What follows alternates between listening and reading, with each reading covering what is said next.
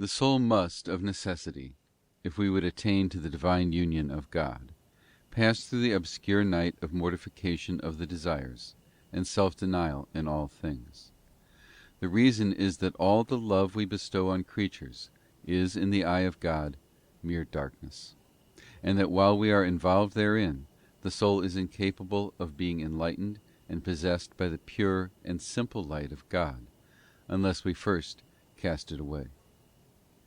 Light hath no fellowship with darkness, for as St. John saith, the light shineth in darkness, and the darkness did not comprehend it.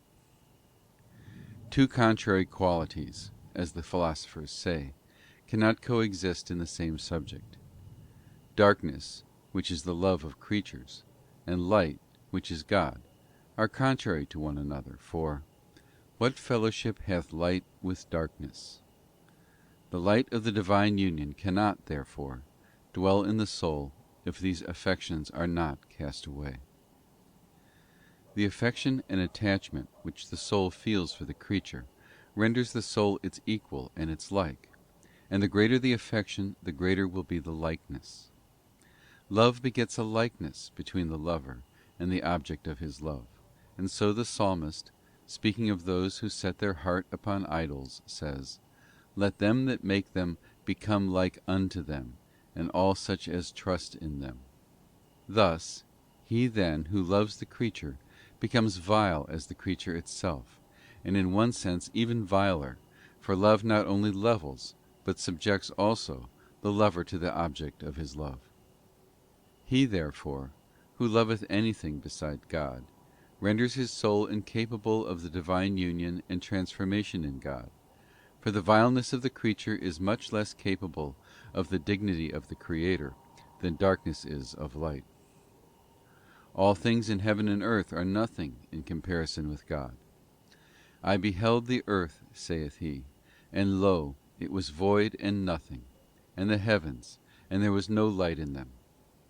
The earth, void and nothing, signifies that the earth and all it contains are nothing, and the heavens without light, and all the lights of heaven, in comparison with God, are perfect darkness.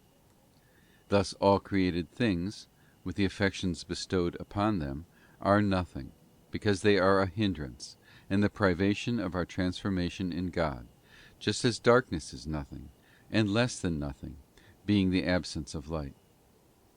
As he who is in darkness comprehends not the light, so the soul whose affections are given to the creature shall never comprehend God. Until our soul is purged of these affections, we shall not possess God in this life in the pure transformation of love, nor in the life to come in the beatific vision. To make this more clear, I shall enter into some particulars. The whole creation, compared with the infinite being of God, is nothing, and so the soul whose affections are set upon created things is nothing, and even less than nothing before God, because love begets equality and likeness, and even inferiority to the object beloved. Such a soul, therefore, cannot by any possibility be united to the infinite being of God, because that which is not can have no communion with that which is.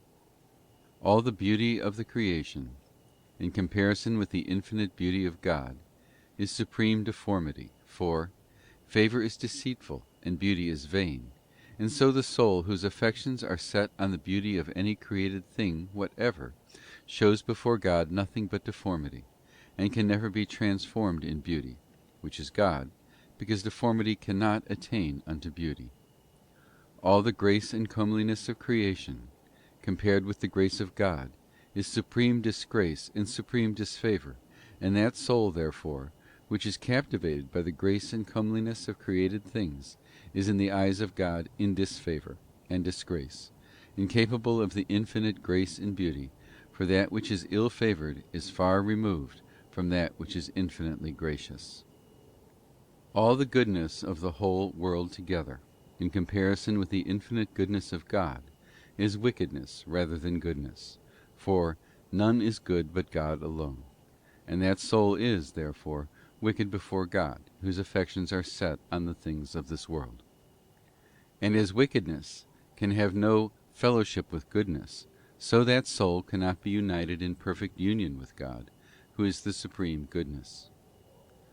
All the wisdom of the world, and all human cunning, compared with the infinite wisdom of God, is simple and supreme ignorance. For the wisdom of this world is foolishness with God.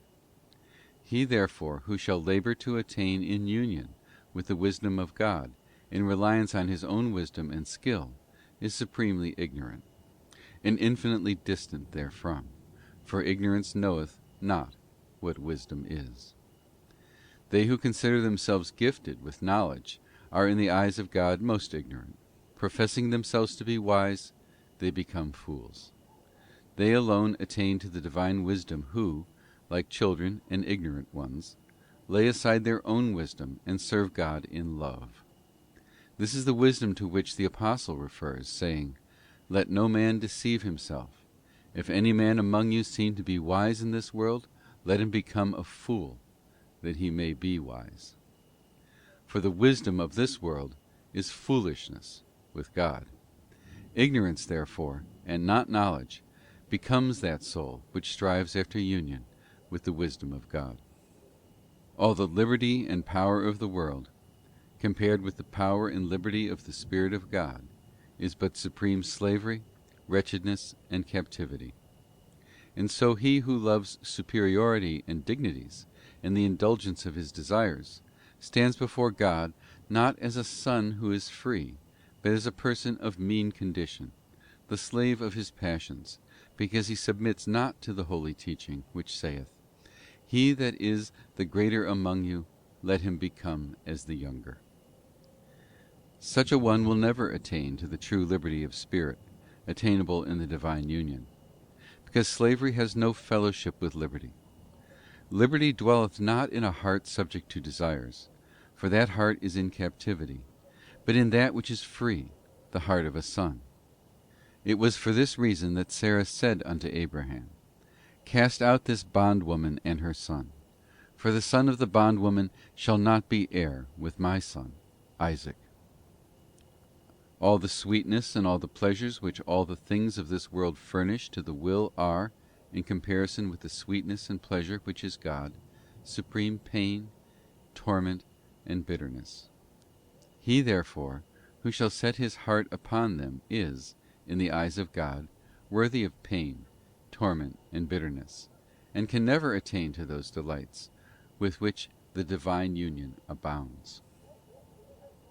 All the riches and glory of the whole creation, compared to the true riches which is God, is supreme poverty and meanness, and he who sets his heart upon them is, in God's sight, supremely poor and mean, and can never attain to the blessed estate of riches and glory, which is the transformation of the soul in God.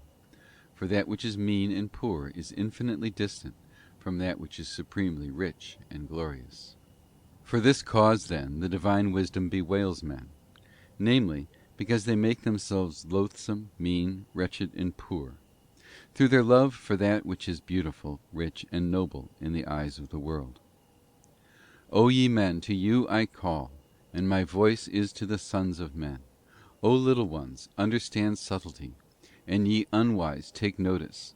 Hear, for I will speak of great things. With me are riches and glory, glorious riches and justice. For my fruit is better than gold and the precious stones, and my blossoms than choice silver. I walk in the way of justice, in the midst of the paths of judgment, that I may enrich them that love me, and may fill their treasures. Here God addresses himself to those who set their affections on the things of this world. He calls them little ones, because they make themselves little, like the object of their love. He bids them understand subtlety and take notice, because he is speaking of great things, not of little things, such as they are. He tells them that great riches and glory, objects of their love, are with him and in him, not where they think they shall find him. Glorious riches and justice are with wisdom. For though the things of this world may seem to men to be something, yet let them take notice, the things of God are more. The fruit of wisdom is better than gold and precious stones, and that which wisdom produces in the soul is preferable to the choice silver which men covet. This is applicable to every kind of affection to which we are liable in this life.